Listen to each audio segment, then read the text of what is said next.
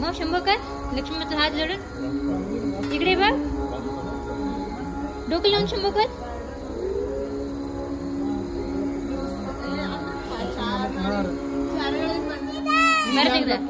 आता हा म्हण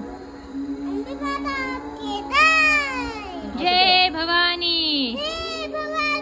जय शिवाजी